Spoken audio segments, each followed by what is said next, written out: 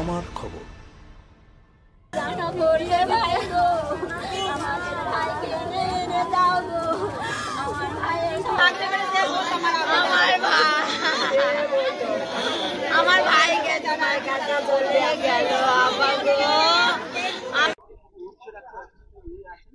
অবৈধ সম্পর্কে বাধা হয়ে দাঁড়ানোয় পুড়ে মরতে হলো একই পরিবারের তিনজনকে।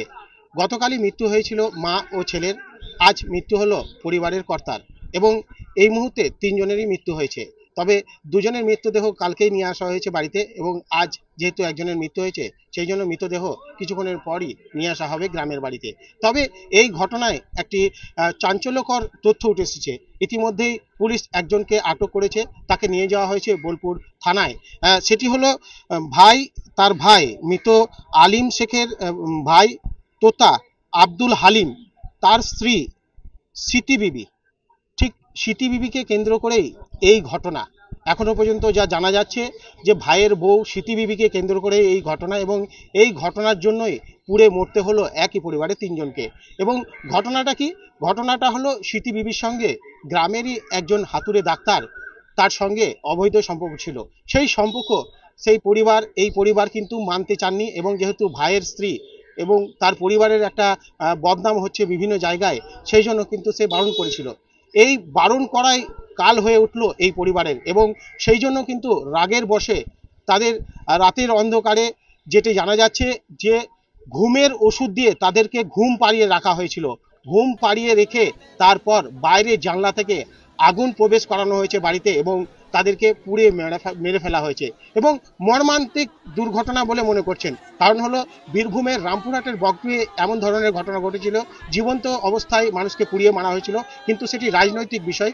কিন্তু এখানে কিন্তু একটি পারিবারিক বিষয় চলে আসছে এবং যেটি অবৈধ সম্পর্কের বিষয় চলে আসছে এবং এইটাই বারণ করাই কিন্তু কাল হয়েছিল এই পরিবারের। এবং এরপরই কিন্তু পুলিশের কাছে বেশ কিছু তথ্য উঠে আসে এবং গ্রামবাসীরা ইতিমধ্যেই কাল থেকেই কিন্তু দোষারোপ করছেন যে এত বড় ঘটনা ঘটেছে, পুলিশ প্রশাসন কি করছে, বারবার কিন্তু প্রশ্নের মুখে উঠেছিল পুলিশের ভূমিকা।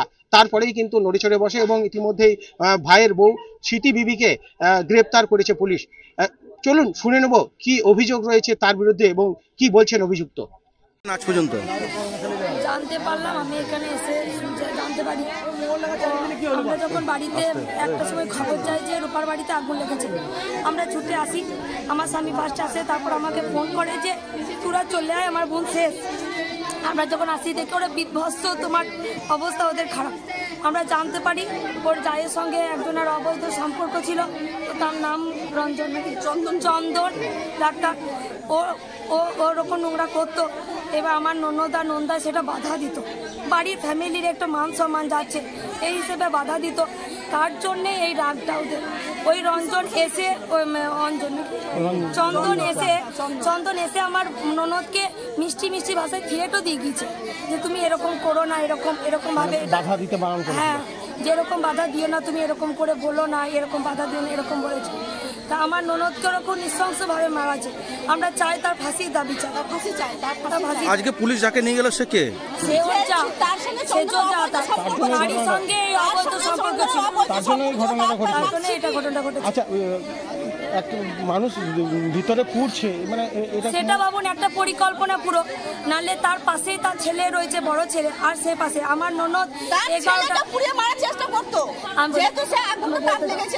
আমার ননদ 11টার সময় ওরা মাছ ধরেছে, আমার নন্দাই আর তার বড় ছেলে মাছ ধরেছে। আমার ননদ বেঁচেছে, মাছ রান্না করেছে। তারপর ঘুমাতে আধ ঘন্টা কি 15 মিনিট ঘুমানো হয়েছে। সেটা ভাবুন, আমার ননদ ওই বাড়িতে একটু আঁচ পেলে তো পাশে ওর ছেলে রয়েছে, শুনতে পেত। তা ওরা বিভৎসভাবে পুড়ছে, কোনো আওয়াজ পাচ্ছে না পাশের ছেলে। তাহলে নিশ্চয় ওদেরকে কোনো কিছু কিছু দিয়ে ওদেরকে অজ্ঞান করে, তারপর ওদেরকে আগুন দিয়ে তারপর ওদের মারা হয়।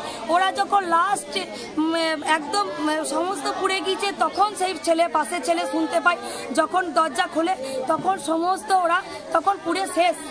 আর ওর ছোট যা এসে জিজ্ঞেস করে আমার ননদকে, বোন বুঝতে পারি না, বলছে আমরা কিছু বুঝতে পারি না বোন, যখন দেখছি তখন আমরা সব পুড়ে গেছি। চন্দনকে এখনো পুলিশ অ্যারেস্ট করতে পেরেছে? পারেনি। এখনো পারেনি। না পুলিশের ওপর কি আস্থা নেই তাহলে? সেটাই বলুন, এত গ্রামের লোক, ফ্যামিলি লোক সবাই চন্দনের জন্য এরকম ভাবে আঙ্গুল তুলছে, এখন অব্দি তাকে কেন অ্যারেস্ট করা হচ্ছে না? সে কেন এখন অব্দি ঘুরে বেড়াচ্ছে? কালকে তো ননদ এবং বাচ্চাটা মারা গেছে, আজকে কি? আজকে আমার নন্দায়ও মারা গেল। সন্ধ্যায় মারা গেল। আপনার নামটা? রিনা খাতুন।